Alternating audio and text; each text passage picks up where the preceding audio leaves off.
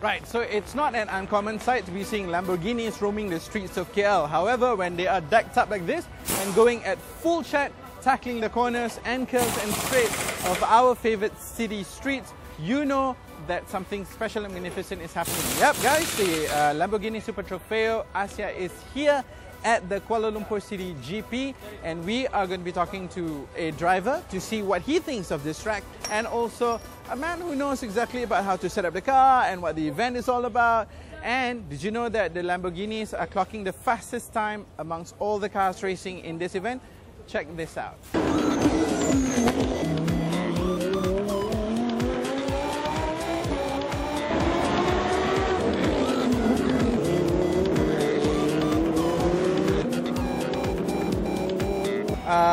We just want to understand a little bit from a driver's perspective. I mean, you're driving a car which has a lot of power, and you are driving on very, very narrow streets, and you're not driving an open, a single-seater open-wheel car where you can see through everything.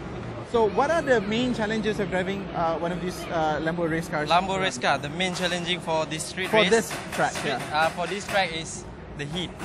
Okay. Yeah, the heat inside the car is so hot. It's 70 degrees, so it burns everything, your hands, your eyes, and everything. Yeah, and the second thing is you need to focus. You know, you need to be very precise in every corner. You need to be perfect, 101% perfect. One mistake can cause you a big crash. So that's the most challenging challenge for me lah. Okay, so out of the 11 turns, which one is the one that is scariest to you? After the pavilion, you know, the double left. Yep. Yeah, the fast left. Pyro's crash yesterday. Yeah, that is the most scariest corner for this track, because it's bumpy and we are doing like 140, and plus the road is not really good there, so it's really tough. Okay. Now, in general, what do you think about the combination of fast straights and also the very tight turns on this track? Tight turns and the fast straight. Yeah. Okay. For me, this track is mainly is about braking and powering. Okay, it's there is no. You don't need to use the downforce, so you don't play with it. You never go very fast anyway. Yeah. There is no fast corner, so you don't play with the downforce. Just the brake hard and then just power. So basically, our main setup to set up the car is to get a good traction exiting the corner. So there is and for me, this track is not a really big challenge for me, because I had an experience before driving in Singapore racetrack, Formula 1's support race for Formula BM. So I race in Macau, so I race in Singapore, so this one is not a big challenge for me. Yeah. Okay. So given the knowledge that you already have from this year's experience, how would you set up your car differently next year? Just the next year, I just need a good luck. Yeah, because I did very well since the first day.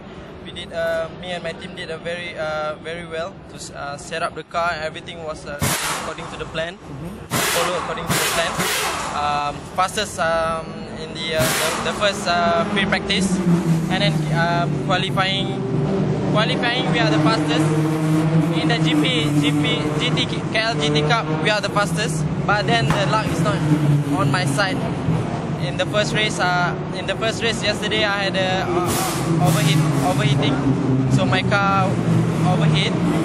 So it just went to the limb mode, which is the safe mode. When the car is overheating, automatically it returns to safe mode. So you to save the engine.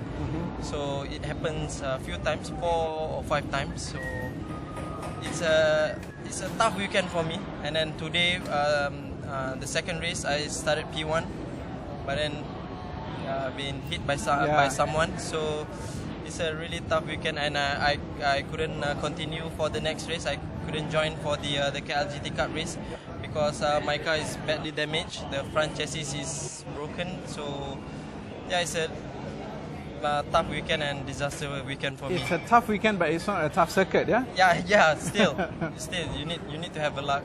Even though you are the fastest, even though the track is not the toughest for you, but in racing, anything can happen. So understood. Yeah. Well, fantastic. Well, good luck for your next race and also for the year ahead, man. Thank you.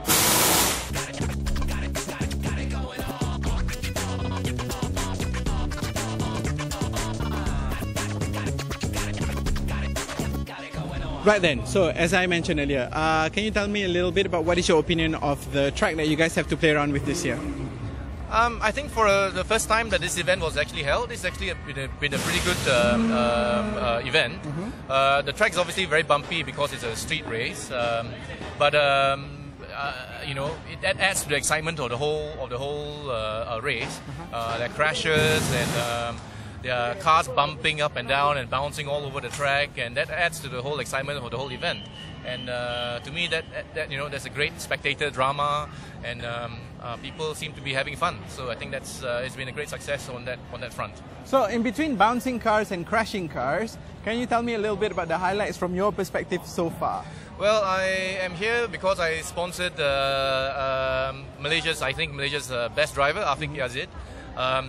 Unfortunately, he didn't have a good weekend, so that was a low light for me.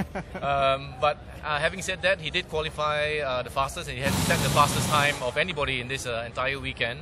So that's a positive to take away. Okay. Now, tell me a little bit about what we understand about the cars. Different tracks, of course, will require different setup and all that. So how is the setup done for this particular circuit? And do you think this is something that we can replicate in the coming years? Definitely, this event should be replicated over the next year. From the car's perspective. Oh, from the car's perspective, yeah. Okay. Well, it's a street circuit, so there are definitely the track is a lot more bumpier and there's a lot more undulations compared to, say, a normal circuit. So that would mean that most of the cars are set a little bit higher than normal, just to get, you know, clearance for the bumps that you'll inevitably find when you're driving through the track. Right, okay. Yeah. Now for the Huracan, who, I mean, in stock standard guys would have well over 600 horsepower to play around with, and an immense amount of torque. Yes. For this sort of circuit, there aren't that many, you know, opportunities for you to go very fast, yeah? But you need to power out and have a quick stop. Yes. Do you think that in the current setup, it's doing just fine? What would you change next year, do you reckon? Well, the cars are going faster than the GT3 cars. They are going faster than the Formula Masters cars. They are going faster than the Formula V8 cars from Australia. So, I mean, the cars are doing well. The cars are are running fast.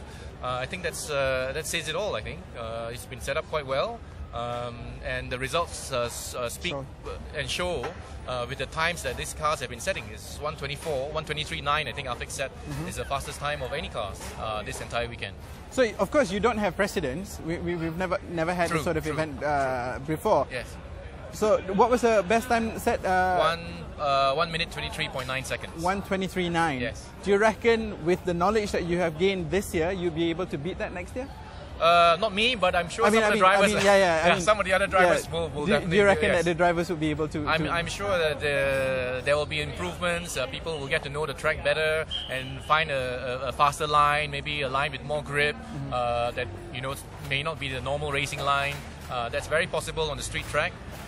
So yeah, I'm sure next year the times will come down. Right. Okay. Times will come down and crashes will be less. I'm imagining. We hope so. There's too many safety car episodes in this particular race, and I think twice the Super Trofeo ended under a red flag or under a safety car. So that's probably, we want to see a checkered flag, really. Of course, definitely. Okay, Kai, thank you so much. Thank you very much. Cheers, man. Thank you so much.